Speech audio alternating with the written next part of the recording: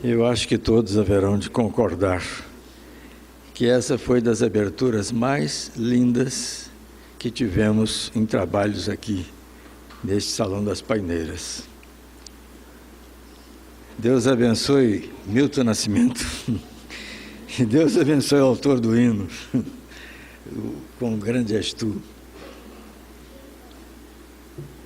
Naturalmente que eu preciso iniciar cumprimentando muito fraternalmente todos os presentes que ornam esta sala e dizer que me sinto muito feliz e lisonjeado com a amabilidade de todos que compareceram.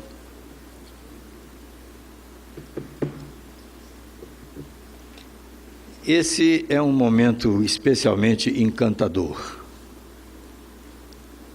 porque a celebração do Natal é a sua razão de ser primeira. Mas junto com a razão primeira, vem outra razão primeira, que é uma homenagem de coração ao Divino Mestre, a essa criatura que marcou definitivamente toda a história da humanidade em antes dele e depois dele. Sendo um momento de encantamento, é, consequentemente, um momento de responsabilidade. Na verdade, aproximadamente há 43 milhões de anos, quando se desprendia da massa solar uma grande massa ígnea, muito menor que a massa solar, mas uma grande massa incandescente que viria a ser o planeta no qual habitamos, milhões de anos depois, viria a ser o planeta que nós habitamos. Naqueles 43 milhões de anos já passados, Jesus era já tido como Cristo de Deus, o que significa Espírito perfeitíssimo, que dialoga diretamente com o Pai, Criador de todas as coisas. Observe que eu não estou falando de telefonema, não estou falando de carta, não estou falando de MSN, nem de nada dessas coisas. Dialoga diretamente com o Pai, Criador de todas as coisas. Espírito perfeitíssimo. E quando se iniciou o processo de formação do nosso planeta, este processo de formação foi colocado sob as ordens e sob o trabalho do Mestre Jesus e dos seus prepostos, dos seus auxiliares.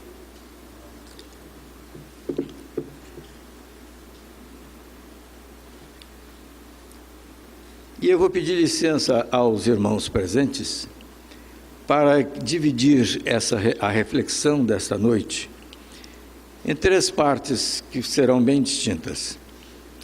A primeira parte será, nela eu iniciarei trabalhando um pouco mais com ciência e filosofia.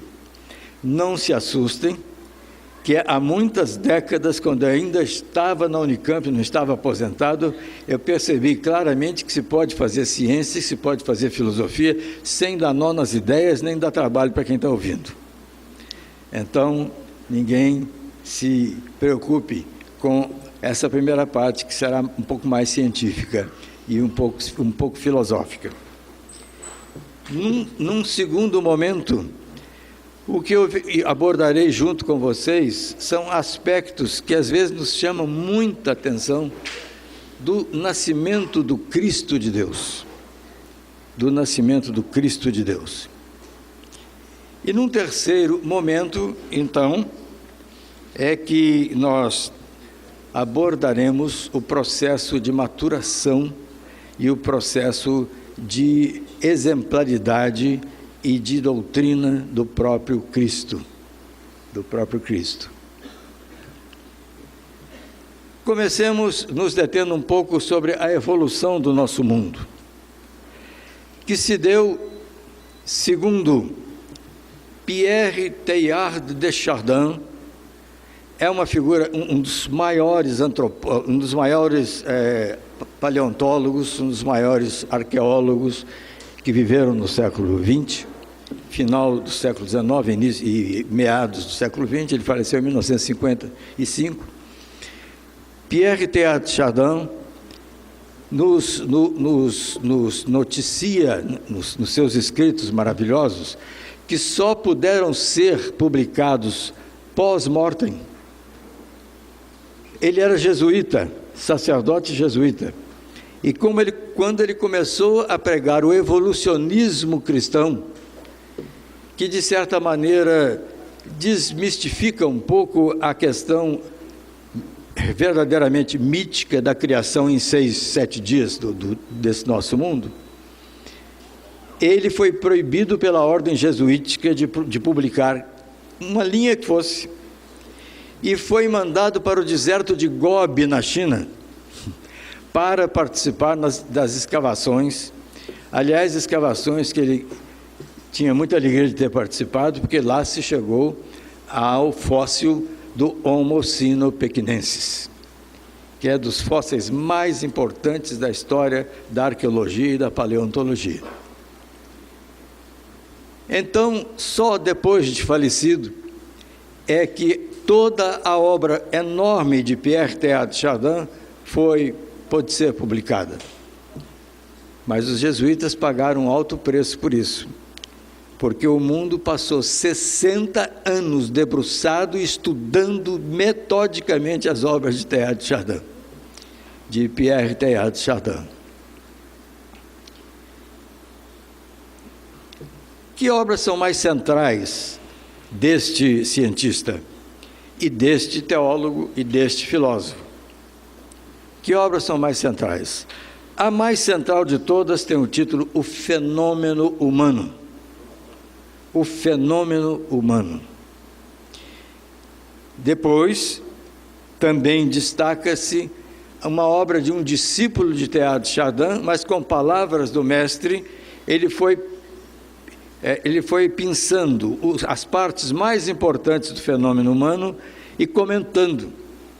Então, chama-se Em Outras Palavras, o livro. É o mesmo pensamento de Teilhard, nas palavras de Teilhard e nas palavras desse discípulo de nome Desmoulins.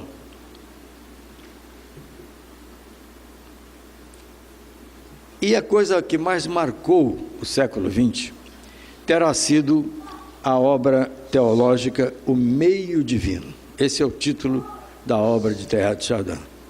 Le Milieu Divin, o Meio Divino. É das coisas mais extraordinárias que se possa ler.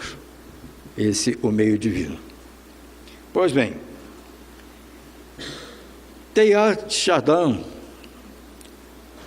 em O Fenômeno Humano, ele nos diz que houve 3 megaperíodos até se chegar à consciência reflexiva do ser humano. Megaperíodos de milhões de anos. Então, o primeiro período que implicou no resfriamento do planeta, que estava incandescente do início, então veio se resfriando até que ali apareceu água nesse planeta, nesse corpo celeste, esse pedregulho no qual nós vivemos e viajamos a aproximadamente 1.200 km por hora em volta do Sol.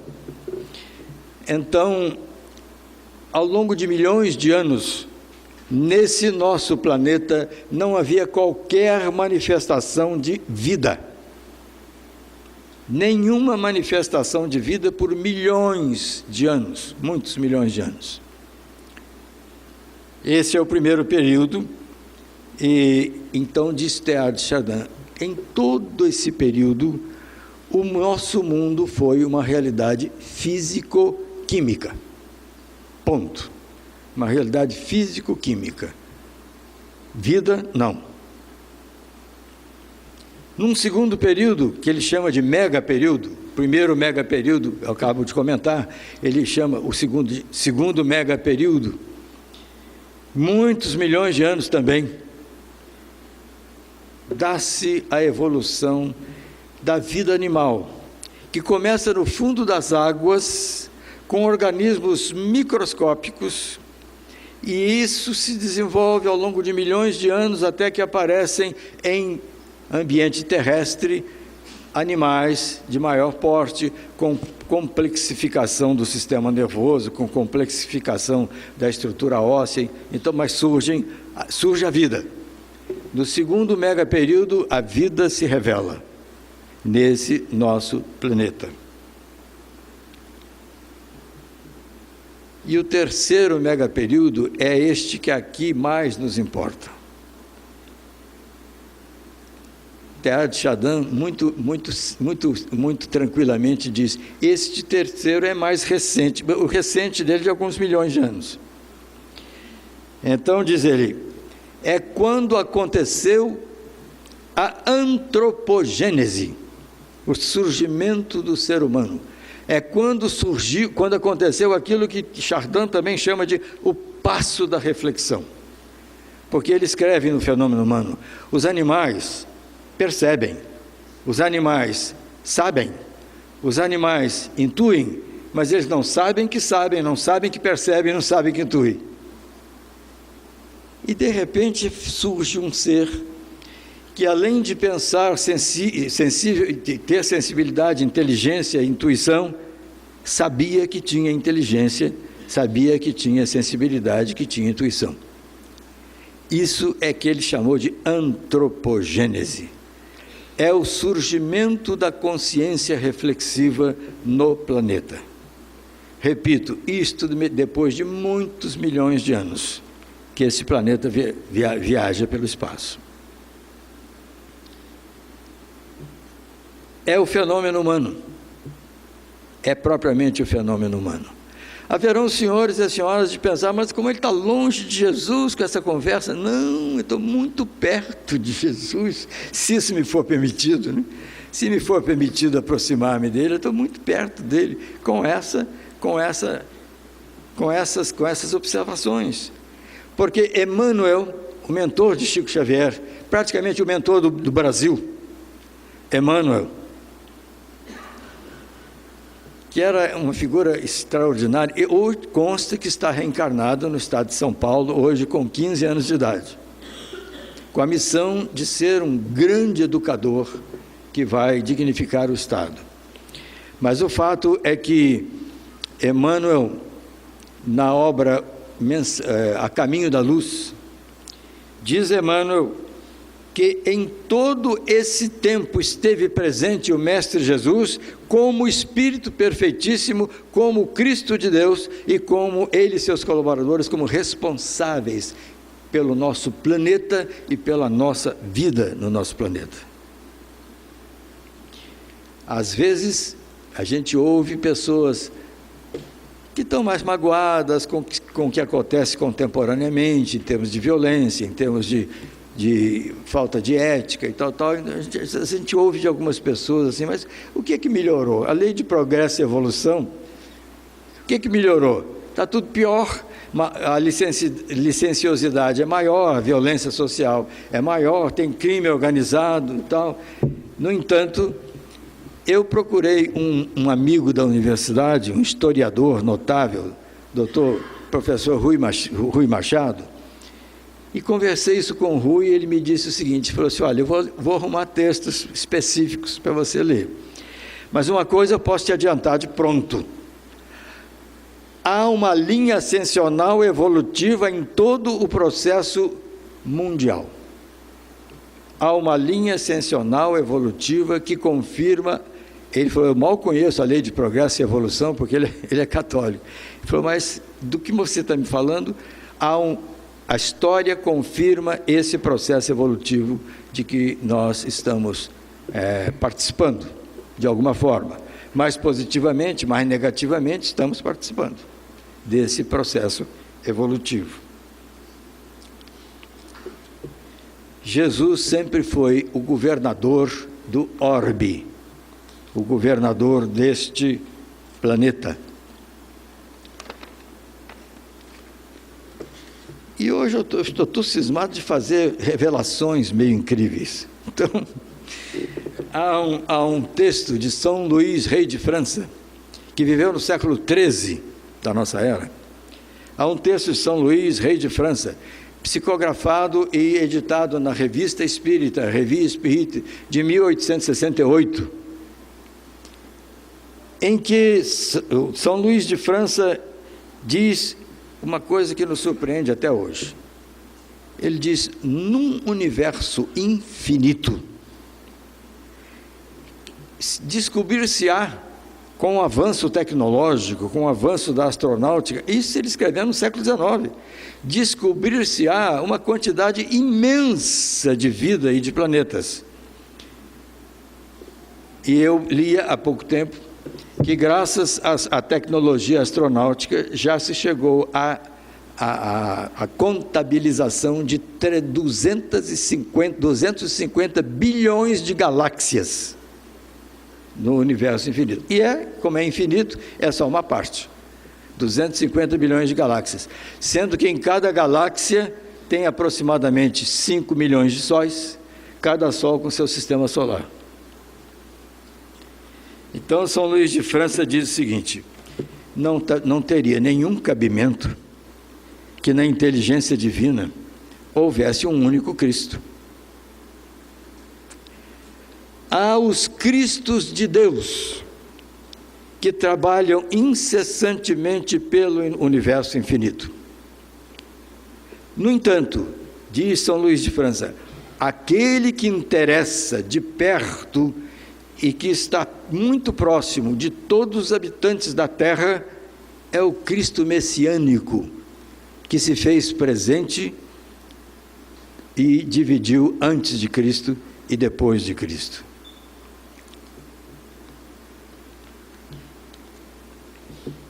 Eu, quando li essa questão dos Cristos de Deus, eu confesso a vocês que eu fui tomar um cafezinho, comer um pão de queijo, porque eu fiquei meio abalado. Mineiro é assim, né? Então, eu fui tomar um cafezinho, comer um pão de queijo, falei, não é possível, nunca imaginei que houvesse Cristos de Deus em todo esse imenso universo. Mas era para imaginar. Philippe Melanchthon foi um grande reformador protestante, amigo, irmão de Martinho Lutero. Um era muito querido ao outro. Philippe Melanchthon, que viveu nos séculos XV e XVI da nossa era, ele comparece à casa de Madame Creel, em Bordeaux, na França, uma psicóloga histórica, porque há um livro dela que é editado pelo Centro Espírita Leon Denis, a editora do Centro Espírita Leon Denis, que se chama Reflexos da Espiritualidade, que é qualquer coisa de monumental. Ela reuniu neste volume, um volumão, todas as psicografias mais importantes da vida dela, de psicógrafa. E lá está Philippe Melanchthon, o grande amigo e colaborador de Martinho Lutero. Mais do que colaborador, dividiam o trabalho. Philippe Melanchthon. E Melanchthon, em 1874, ele pede a Madame Creel que psicografasse uma coisa que ele ia editar. E ele diz assim: o Cristo de Deus, responsável por todo o processo evolucionário deste planeta, ele já encarnou e reencarnou várias vezes aqui no planeta, com nomes diferentes, em locais diferentes, com histórias culturais diferentes. Porém, aquele que deve realmente dividir o tempo humano, aquele que fez antes e depois, é o Cristo messiânico que inaugurou a nossa era.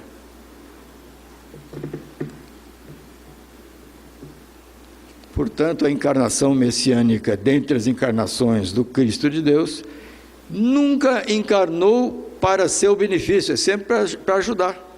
Porque se ele era Espírito perfeitíssimo desde o início, ele ia reencarnar para se ajudar. Ele podia, quando muito, se atrapalhar aqui entre nós. mas ele sempre encarnou e reencarnou para auxiliar a população do planeta, em diferentes posições e situações, não é? Pois bem, a encarnação messiânica. Agora nós estamos chegando no núcleo do tema desta noite. A encarnação messiânica, ela abalou o mundo. Hoje, 3/4 da população mundial é de cristãos. São 3/4 de cristãos. Então, abalou o mundo. Mas é de se perguntar, abalou o mundo por sua riqueza? Jesus? Abalou o mundo pela sua nobreza? Era da nobreza hebraica? Jesus? Abalou o mundo pela sua enorme importância político-social? E todos nós sabemos que não, não e não. Não foi por nenhuma dessas causas. Nasceu num canto pobre e esquecido do mundo, lá, um pouco acima do centro da Palestina, nasceu lá. E na cidade em que ele nasceu, hoje os estudiosos discutem se foi aqui ou foi acolá, isso interessa pouco.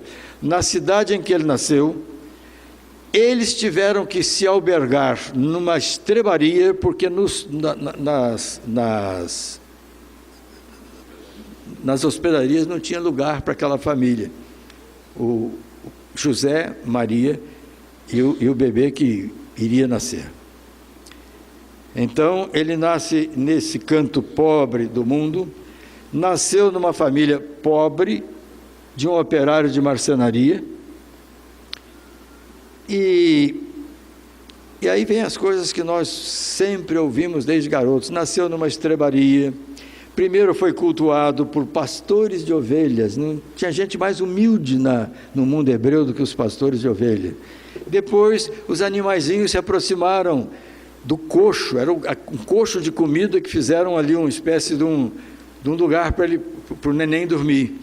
Os animaizinhos ficaram ali na beira do coxo, cheirando, relinchando, quase que queriam cantar, os animaizinhos.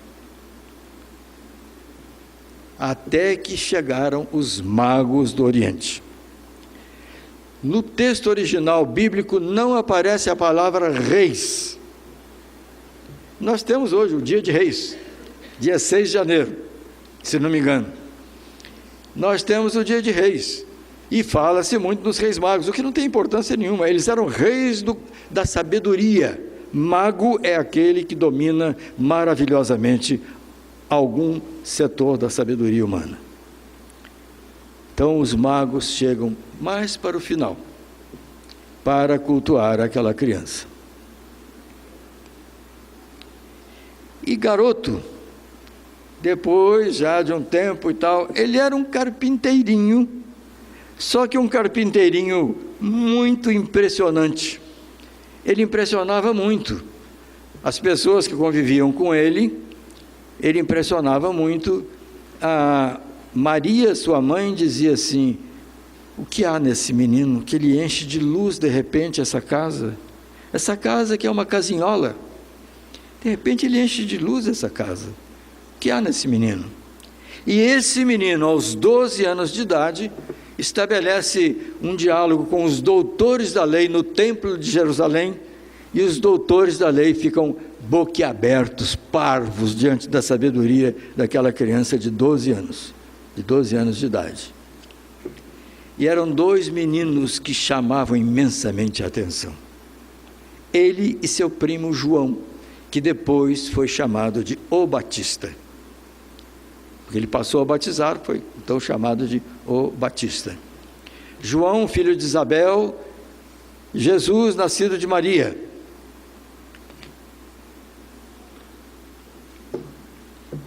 E essas 2 criaturinhas, às vezes sumiam, iam procurar por eles 2, eles estavam em estradas locais perigosos, conversando com um grupo de marginais e mudando a cabeça dos marginais daquela época, né? do pessoal que roubava, do pessoal que aprontava naquele tempo. Ambos, Jesus e o primo João. É interessante porque a dona Terezinha Oliveira, que para mim é uma das grandes figuras do espiritismo no Brasil e em Campinas principalmente, como dona Silvia Pascoal, né? Dona Terezinha Oliveira, ela tem um livro lindo chamado Mulher e Mãe, e nesse livro ela diz: eu nunca consegui compreender, ela aos 81 anos de idade, quando saiu esse livro, ela diz: eu nunca consegui entender por que existe uma certa implicância em algumas comunidades religiosas com a Ave Maria. Porque a primeira frase é do arcanjo Gabriel. A partir da segunda frase é de Isabel, quando Maria foi visitar a prima e a prima disse: o Senhor é convosco, bendita sois entre as mulheres.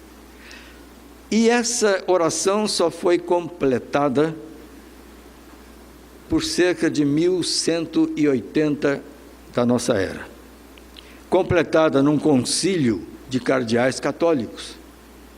Mas escuta, gente, vamos parar de preconceito. O cardeal católico de vez em quando tem umas tiradas maravilhosas. Ué, o que é isso, né? Então a gente vai deixar de admitir um fantástico Francisco de Assis, o nosso querido irmão Francisco de Assis, vai deixar de admiti-lo na nossa vida e na influência sobre a nossa vida, porque ele comandava uma ordem franciscana católica no século XIII.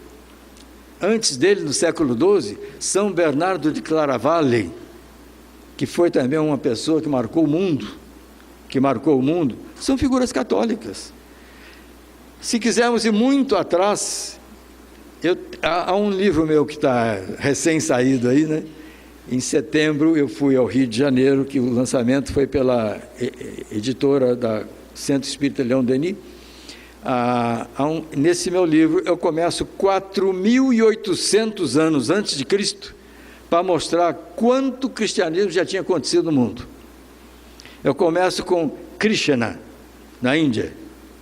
Ieseus Krishna, vejam que coisa curiosa, o nome era Ieseus Krishna e o outro era Jesus Cristo. E Ieseus Krishna, na lenda do seu tempo, 4.800 anos antes de Cristo, era dito nascido da vontade divina de uma virgem. Uma história parecida com aquela que se conta, às vezes é contada, do Mestre Jesus, mesmo em texto bíblico.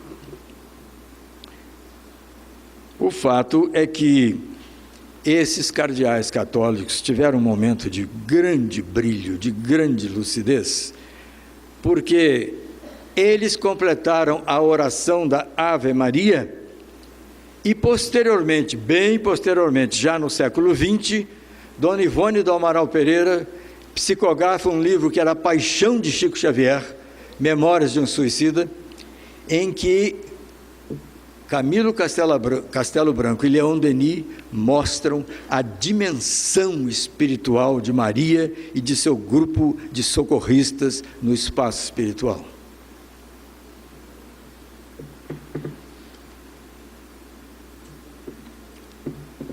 Ele ia levando a sua vida de carpinteirinho, Jesus.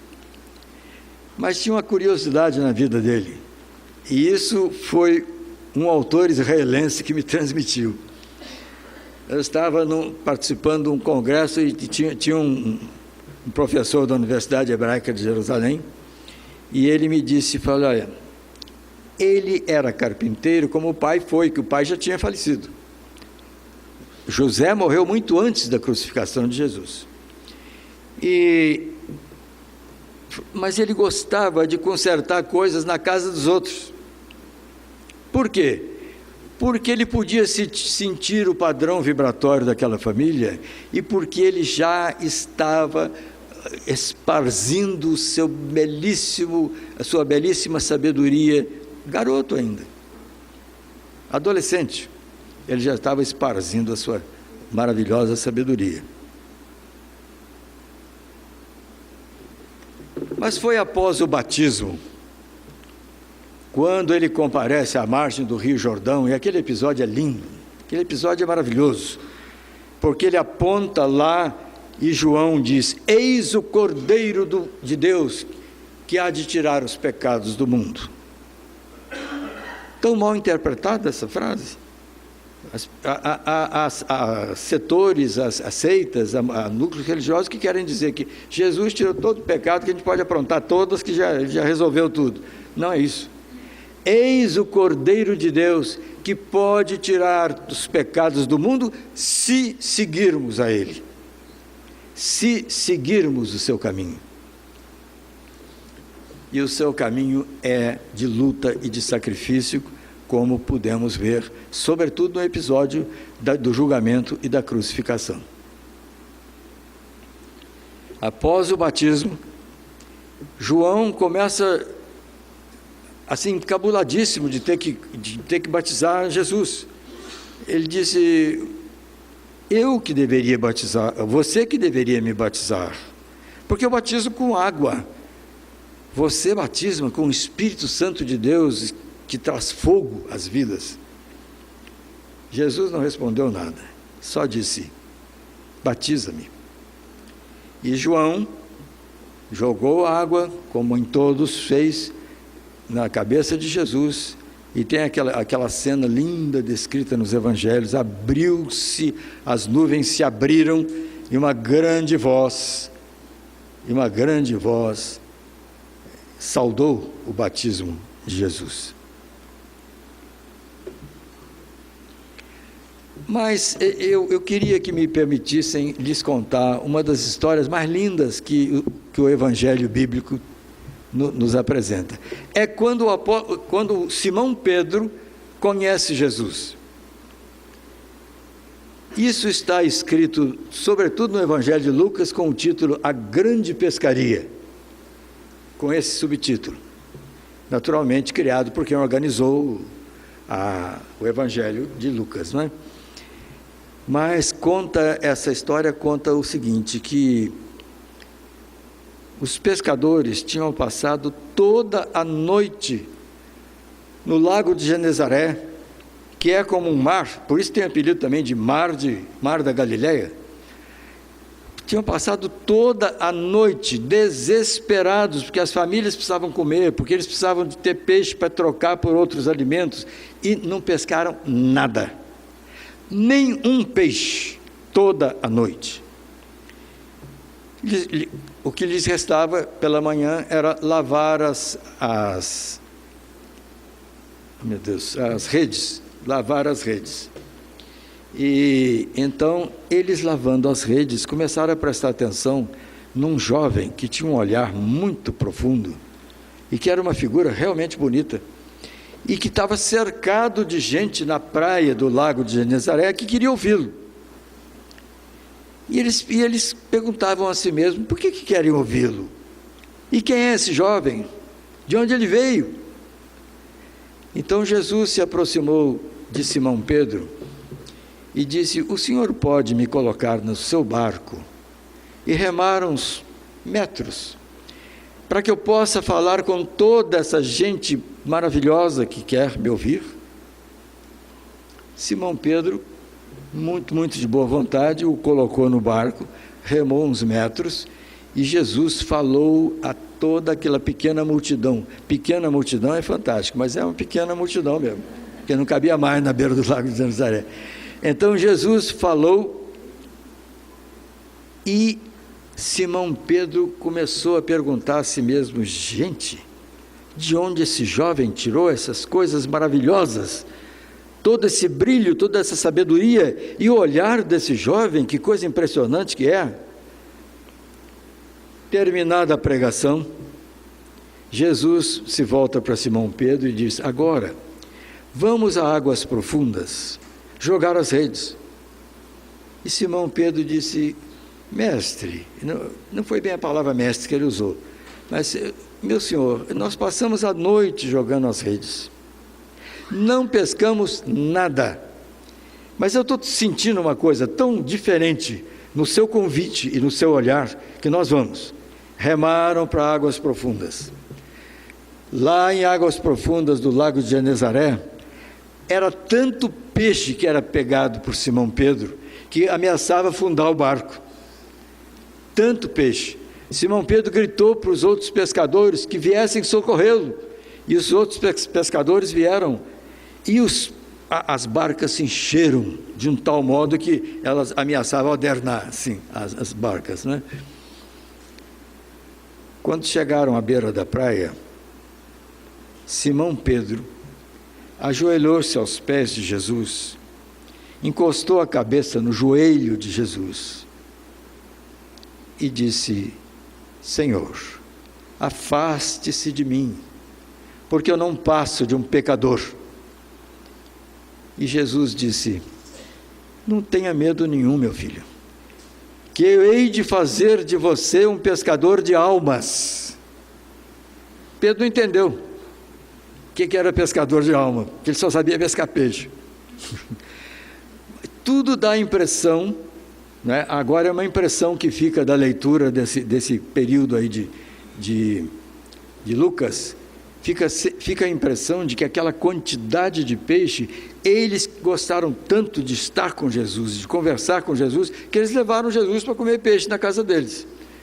E foi aí que surgiu a ideia de um grupo de apóstolos e de discípulos que quisessem. Qual a diferença? Apóstolo é aquele que trabalha junto, o discípulo é aquele que vai junto para aprender, é mais um aprendiz, né? Então a grande pescaria, quando Simão Pedro conhece o Mestre Jesus.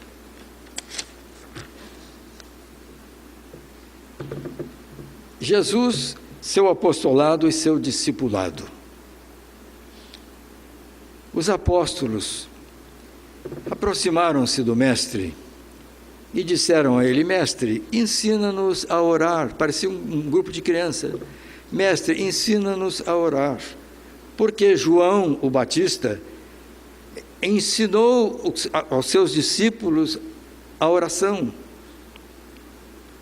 E Jesus, voltando-se para eles, disse: quando orardes, começai dizendo: Pai nosso que estás nos céus.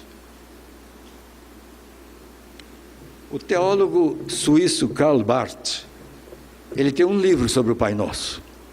Ele diz: absolutamente não é uma oraçãozinha tranquila para se falar toda hora, é uma oração perfeita. Porque ele disse: eu não consigo imaginar o que sentiram os apóstolos e os discípulos quando ele disse Pai Nosso. Porque ele, Jesus, estava chamando os apóstolos e os discípulos para seus irmãos, e ele se colocando como um filho dileto de Deus, não se colocando como Deus. Aliás, ele não se coloca como Deus em momento nenhum dos evangelhos. Pai Nosso. Esse nosso tem uma força estupenda. Quer dizer, somos todos irmãos e temos um Pai. Esse Pai é nosso. E na verdade,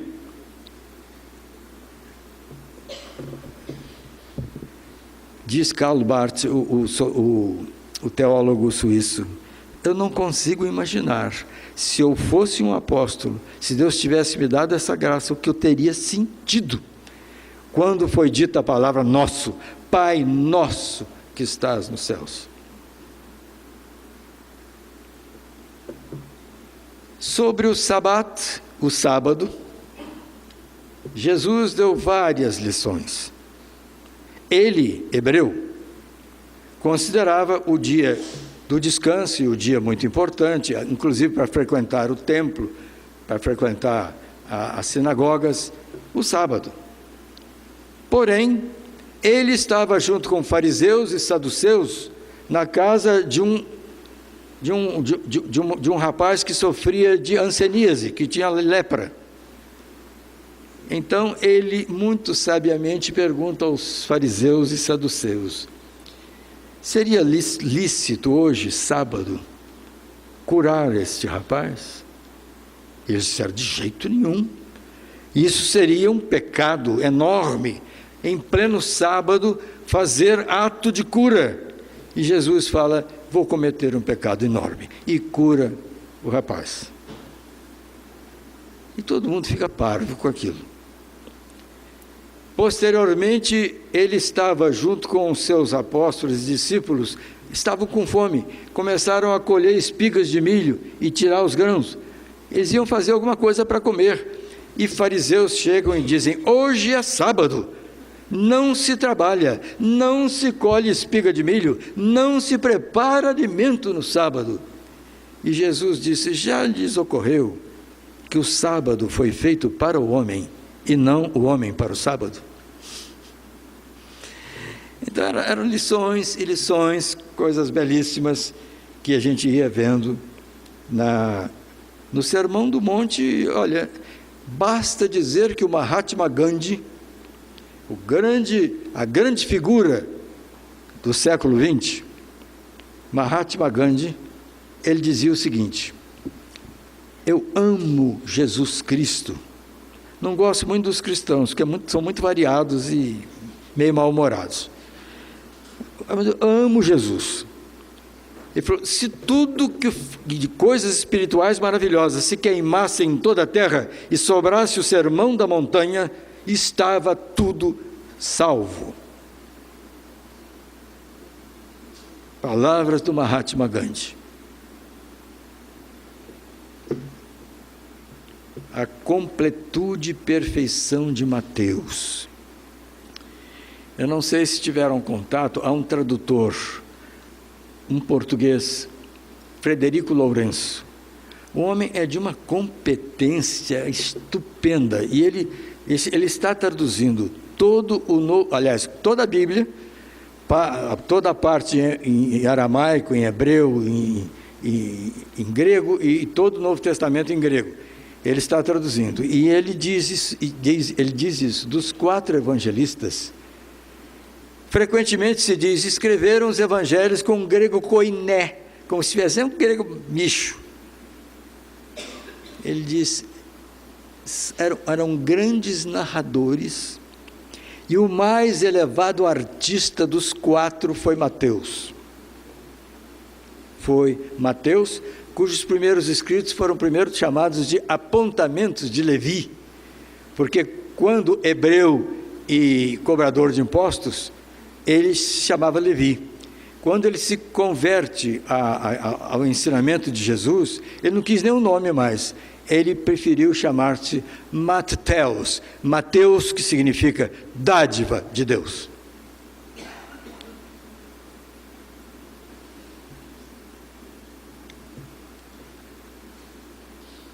O julgamento de Jesus é qualquer coisa de uma perversidade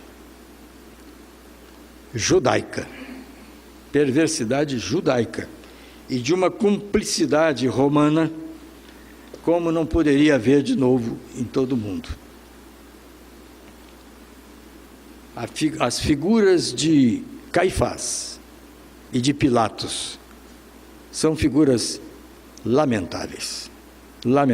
Eu leio um livro de um historiador hebreu, de um historiador recentemente falecido em Israel, David Flusser, e ele escreve um capítulo sobre Pilatos que dá vontade de a gente sair correndo. E um capítulo antes sobre Caifás, que é igual ou pior. O julgamento foi muito perverso de parte dos judeus, porque os fariseus, apesar de serem fundamentalistas e tal, eles eram homens de grande sabedoria. Eles esperaram, os saduceus esperavam todos os fariseus irem para casa descansar, e Jesus foi julgado de madrugada pelos saduceus, que eram políticos da religião. E na crucificação, gente, não se espante que eu não vou muito mais longe, não, mas na crucificação há um momento especialmente lindo, em que Jesus, pregado na cruz, se dirige à mãe, Maria, e diz: mulher, eis aí o teu filho, porque João estava abraçado a Maria, ele tinha 17 anos, o que seria o evangelista João. estava abraçado a Maria, e ele diz: mulher, eis aí o teu filho. Filho, eis aí tua mãe. Maria não entendeu direito. Tanto que depois da crucificação, com toda a tristeza que ela viveu, com todo o sofrimento, ela foi morar com os parentes dela. João foi a Éfeso, alugou uma casinhola em Éfeso, que é muito visitada turisticamente hoje, e amigos meus que não têm fé nenhuma, absolutamente ateus, saíram da casa chorando. Tal a vibração que tem naquela casa. Lá viveram João e Maria até a desencarnação de Maria. E João é que foi à casa dos parentes de Maria e disse: minha mãe, Maria, eu aluguei uma casinhola, muito pobrezinha, mas é para viver com minha mãe. A senhora quer viver comigo, como seu filho? Viveram toda a vida dela, até ela falecer aos 73 anos de idade. Maria.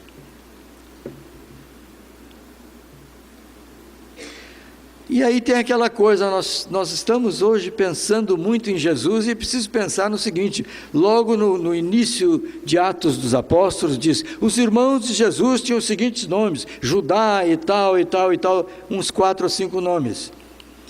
Eu pensava, mas como é que eu vou entender isso? Será que teve mesmo irmãos?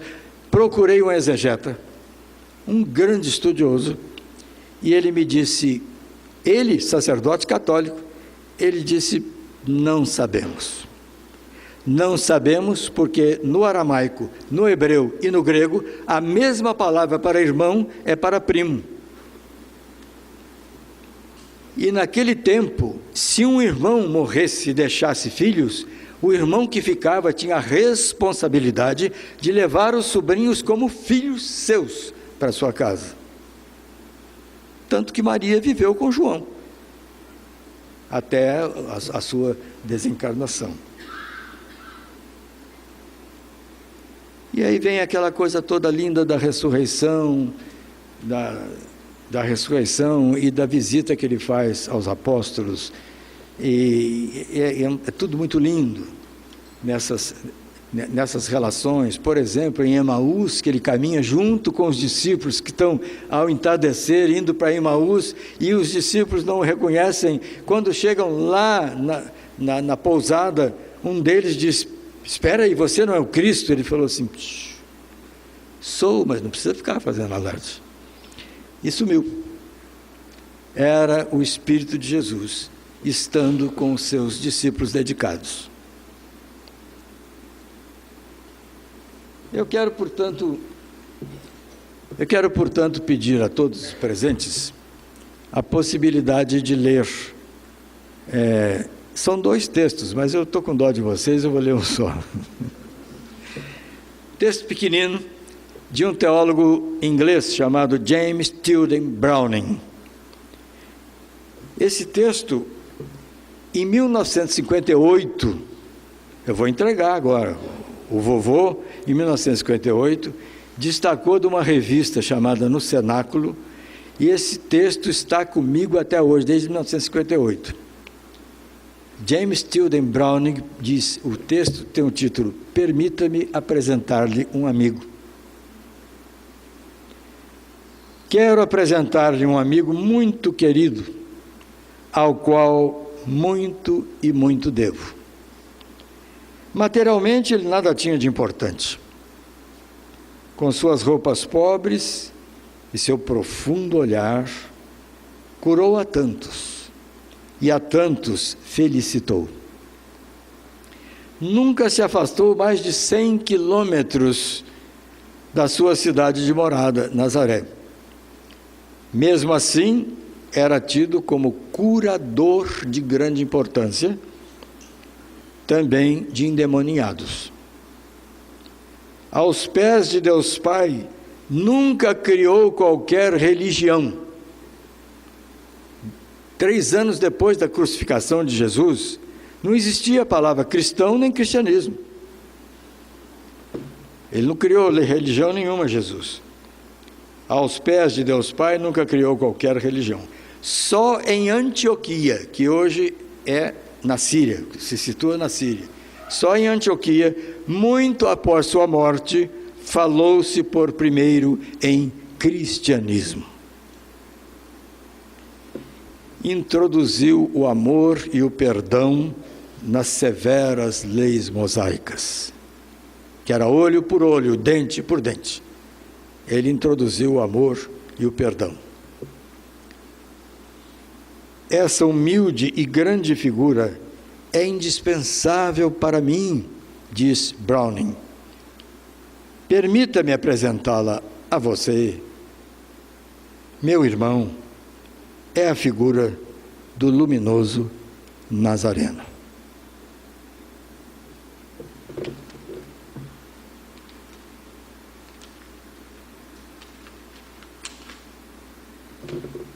Eu vou abusar um pouquinho de vocês, vou ler outros textos. Diz que quando dá um microfone para um mineiro é um perigo, que ele fala até o dia seguinte.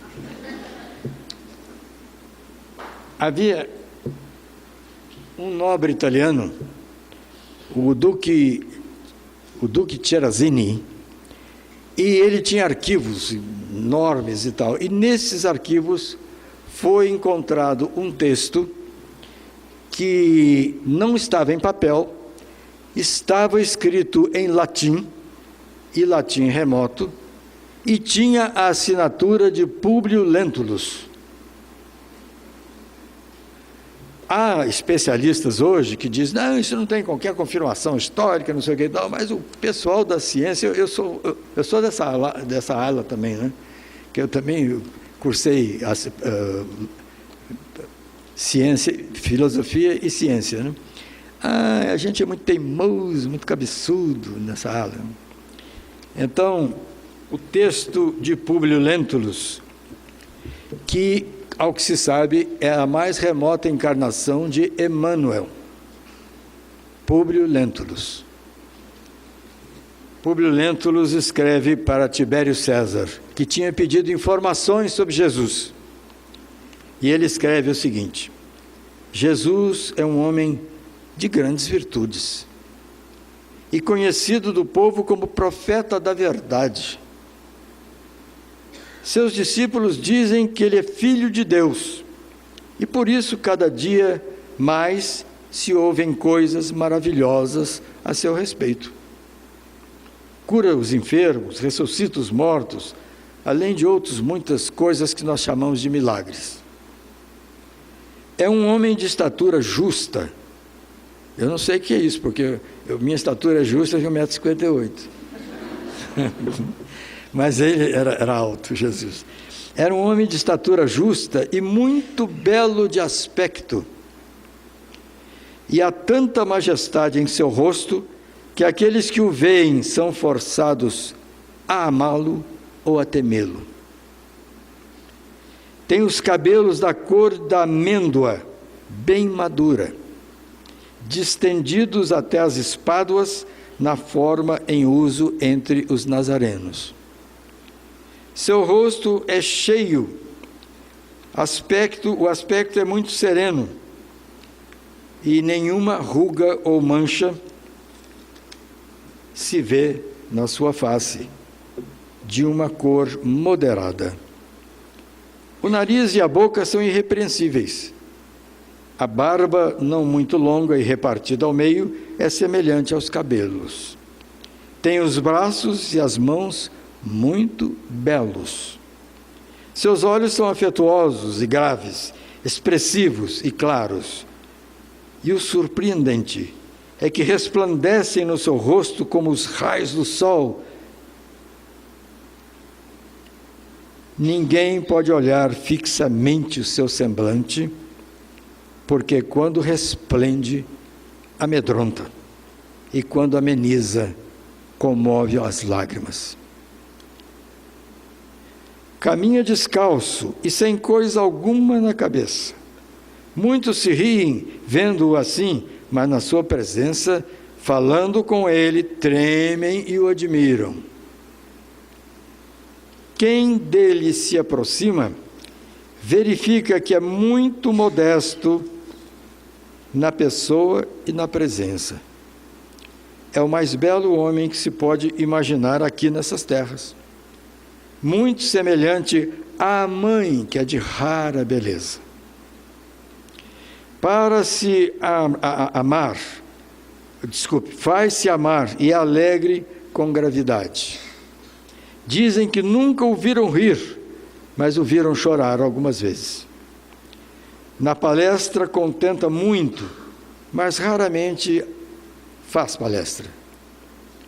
Afirmam que jamais alguém falou como esse homem por estas redondezas. É admirado por toda a cidade de Jerusalém.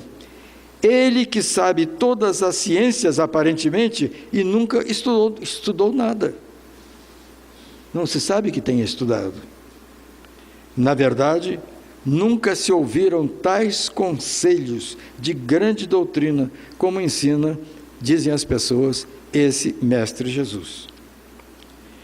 Se a majestade tua, ó César, Tibério César, se a majestade tua, ó César, deseja vê-lo, como no aviso passado escreveste-me, dá-me ordens e procurarei mandá-lo o mais depressa possível. À tua obediência estou prontíssimo.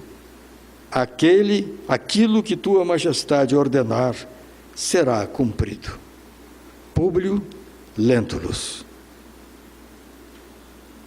Que Deus nos abençoe e que o Natal seja, mais uma vez, aquele momento em que não só comemos panetones e nem só fazemos ceias, mas ceiamos a grandeza, a maravilha e a luz do Mestre Jesus. Muito obrigado.